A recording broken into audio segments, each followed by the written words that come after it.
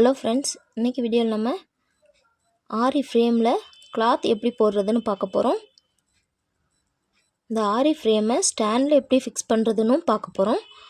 First நான் 16 inch frame எடுத்திருக்கேங்க. இந்த ஃப்ரேமில் இந்த மாதிரி ஒரு நட்டு மாதிரி இருக்கும். இதை லூஸ் பண்ணி விட்டுக்குங்க. இந்த மாதிரி சைடில் இருக்கிற இந்த நட்டை பிடிச்சிக்கிட்டே ஸ்க்ரூவை லூஸ் பண்ணிங்க அப்படின்னா இந்த மாதிரி 2 பார்ட்டாக கழண்டுட்டு வந்துடும்.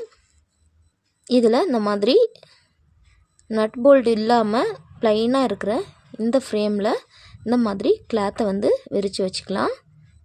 இப்போ இது மேலே இன்னொரு ஃப்ரேம் இருக்குல்ல, அதை இந்த மாதிரி ஃபிக்ஸ் பண்ணிவிட்டு ஸ்க்ரூவை நல்லா டைட் பண்ணணும். நல்லா ஃபிக்ஸ் ஆயிடுச்சு. இப்போ ஸ்க்ரூவை நல்லா டைட் பண்ணிக்கலாம். அந்த மாதிரி போல்டை கையில் பிடிச்சிட்டு இதை நல்லா டைட் பண்ணிக்கலாம்.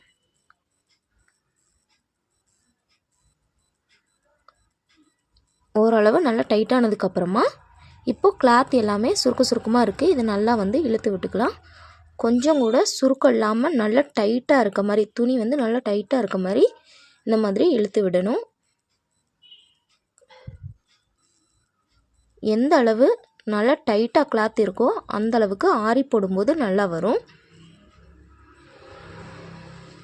பாருங்கள், நல்லா சுருக்கமே இல்லாமல் நல்லா இழுத்து விட்டாச்சு.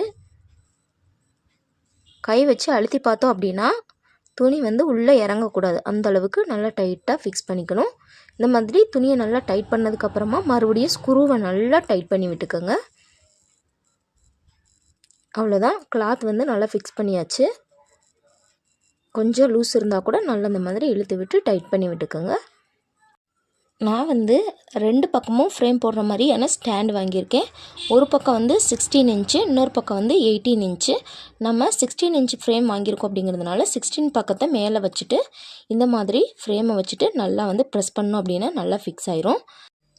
நம்ம போட்டிருக்க கிளாத்தும் சரி ஃப்ரேமும் சரி கொஞ்சம் கூட லூஸ் இல்லாமல் நல்லா டைட்டாக இருக்க மாதிரி ஃபிக்ஸ் பண்ணிக்கோங்க. அப்போ தான் ஆரி போடுறப்போ பர்ஃபெக்டாக வரும்.